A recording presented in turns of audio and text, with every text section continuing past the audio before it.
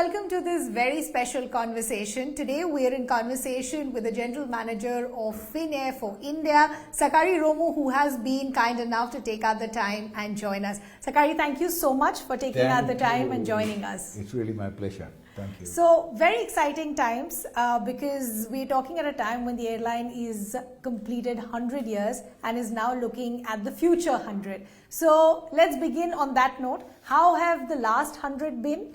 And how do you see the future 100?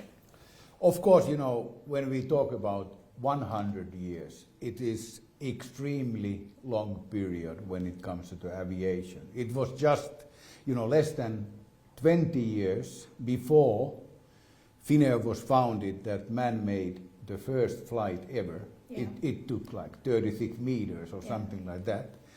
And of course, the change within 100 years has been remarkable, and as said, we are one of the oldest airlines, still running airlines in the world.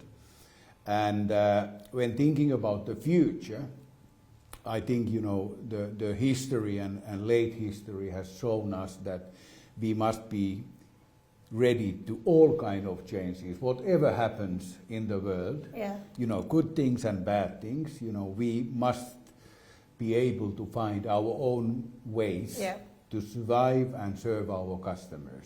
Yeah. I think it will be quite a roller coaster ride also in future.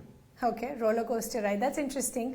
I want to talk to you specifically as far as India is concerned to try and understand where Finnair fits as far as the global landscape is concerned, and also how do you see India? So with the kind of disruptions that we saw around the pandemic, most airlines had to either shut routes or look at their routes or future plans. For Finnair, it was the same issue. We're now looking at a resumption as far as the Mumbai route is concerned. Could you help us understand by when can we see the resumption of services? Yeah, of course, it would be my greatest pleasure to announce it here today.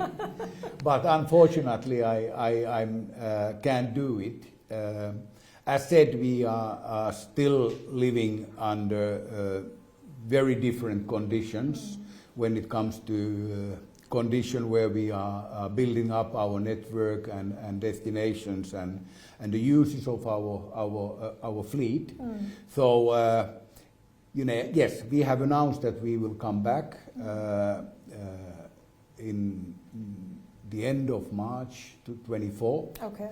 But unfortunately, the fact is that I can't confirm it today. There are still too many moving puzzles in a game. Okay, so March 2024 is what you're working realistically with? Yes. Okay. Now, as you said, the times that we're talking in, unfortunately, there's a lot happening as far as the geopolitical tensions are concerned. First, it was Ukraine-Russia. Now we're seeing something happening in Israel. Now, because of Ukraine-Russia, we did see the flying time, because of certain airspaces being shut, increase for almost everyone. Two things that I want to understand. One, how much has the flying time increased? Secondly, there are certain airlines that still continue to use the airspace. Yep. Are you concerned about that? Well, of course, the difference in flying time depends on the destination. True. And our business was more than 50% on Asia, Europe traffic. And when it comes to the destinations like Japan or Korea or China, the difference is huge. Okay. The flight time, which used to be like 9 hours, 9.5 hours, is today 13.5 hours. Okay. So the change is around 40%. Okay. And when we look for the destination like the India, there is a difference, but it's not that dramatic. I would say it is between 1 and 1.5 hours, meaning about 20% longer flight time. And then thinking about the situation where all the airlines are not in exactly the same position, meaning that there are airlines like Chinese and also Indian airlines who are still having a right to use the Russian airspace. Well, I think that when it comes to India, the difference is not that huge. We know that it's about 20% in So flying an hour and a times. half. But for instance, when we talk about China, of course, the difference is huge. And I don't think that Finnair would be, as a single company, the right partner in a way to handle the case. But I think it should be, we should be able to settle it on EU, China or EU, India level, on a higher level, or IATA level, or something like that. Okay. But of course, to be honest, we don't feel that it is very fair. Sure. Okay. So you feel it's not fair, but you also feel the difference is minuscule when compared to India, because the difference hasn't been that big in terms of the extra flying time. Yeah, I would say that the situation in other destinations is far much higher. bigger, yes. Okay. Sakari, the other aspect that I want to now understand is post-pandemic, yes, we have seen a big revival in terms of the numbers, the passenger, the routes also. So if I had to ask you about Finnair, one, what is the kind of pre-pandemic levels that you've already reached? Also, secondly, how do you see yourself vis-a-vis competition? Yes, comparing to the figures this year and 2019, we are around 85% of the level. Okay. So we are closing the 2019 level. Okay.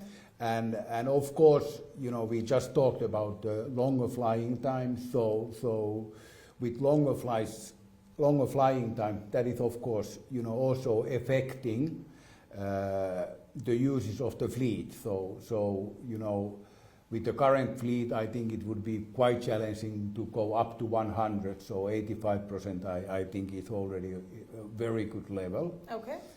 And of course, there was, and still we can feel the very high demand after the pandemic, and I think it has been benefiting, all the companies, and especially after those very hard years for the airlines during the pandemic. Yeah. So for taking on from what you said 85% of pre-pandemic levels, but you also said with the current fleet, it's almost impossible to reach up to 100. So I just want a follow-up question. Is the airline happy with the current fleet, or are we going to see some sort of additions or expansion or possible changes as far as the aircraft that you're using? Yeah, first of all, I would say that we are very happy with our current fleet. But of course, thinking about, for instance, next 100 years, I would say that, the first difference or change which we will see within Finnair is our short-haul fleet. Okay. And renewing our short-haul fleet will be the next step in coming years to come. Okay. Lastly, Sakari, I want to understand there's a rights issue that we are understanding. So I want to understand how much is it, and where will the proceeds be used? Yes, we have announced 600 million level, and I have to say that we have emerged after double pandemic, COVID and Russian-Ukrainian war. We have emerged as a strong carrier. Okay. And again, this is really to strengthen our balance sheet. Sure. And we already have been able to pay back some of our debts. And of course, with this, we are looking for still strengthening our financial situation for future, for growth, for sustainability, and to keep there for next 100 years. Okay, perfect. On that note, Sakari, this has been a pleasure. Thank you so much for taking out the time and joining us here. Thank you so much.